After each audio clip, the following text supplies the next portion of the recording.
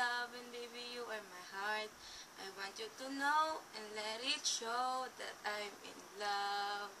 Every time I see you near, I wanna be close to you, but how can it be? 'Cause I know it's impossible to make it happen. And I'll wait for you to say that you love me, but still you are. Hi, ako po si Darren Aquilon, 15 years old from San Pablo, Laguna. Bakit ako deserving manalo ng ticket ni Julie sa hologram concert niya? Kasi una sa lahat, fan niya ako simula nung nag-sugar pop siya.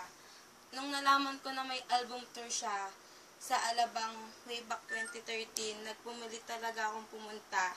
Ayaw akong payagan pero tinaray ko, pinilit ko talaga yung mga tita ko saka lola ko na makapunta. Kaya wala silang nagawa.